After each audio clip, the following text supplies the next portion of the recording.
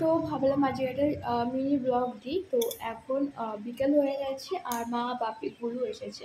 তো এখন আমি মা বাপি গুলু সন্তু আর আমার পুচকুকে নিয়ে এখন একটু বেরোবো, যাবো একটু হরিণালয় আর তার সাথে যাবো একটু ইকো পার্কে। তো চলো কী কী করছি তোমাদের সাথে সব কিছু শেয়ার করি। ওই দেখ দুজনে বেরিয়েছে, আয় আয় আয় জেব্রা দেখে আসো। এই জিরাফ হ্যাঁ চিপকে গেছে। সব থেকে সুন্দর হচ্ছে সূর্যমুখী ফুলগুলো, তাই না বলো মা? সূর্যমুখী ফুলগুলো খুব সুন্দর। ফটো তুলবে?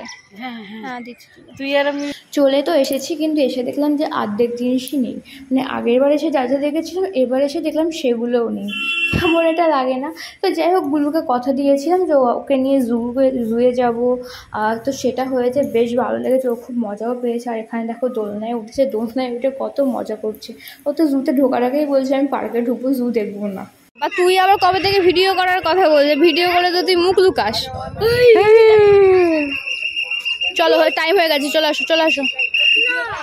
টাইম বের করে দিচ্ছে, এখনো তো ইকো পার্কে যাবো। চলে আসো চলে আসো, ওই পার্কে যাবো, চলে এসো। ইকো পার্কে এসেও গুলু এখানে দোলনায় বসেছিল আর সোনু হচ্ছে তাকিয়ে তাকিয়ে দেখছিল। তো আমি ভাবলাম সোনুকে নিয়ে একটু দোলনায় উঠি, বেশ ভালোই লাগছিল। কতদিন পরে যে দোলনায় উঠলাম। এগুলো কিন্তু বাচ্চাদের, আর আমার ওয়েটটা এতটাও বেশি না, সেই জন্য আমি বাচ্চাদের দোলনাতেই উঠে পড়েছি। তো যাই হোক, এই ব্লগটা এই অবধি থাকলো, খুব একটা বড় করিনি, কারণ বাড়ির লোকজনের সাথে টাইম কাটাচ্ছিলাম, হই করছিলাম, একটুও ভিডিও বেশি ভিডিও করা হয়নি। আজকের মতন এই অবধি, আবার দেখাবো কোনো একটা ভালো ভিডিও নিয়ে। আজকের মতন টাটা।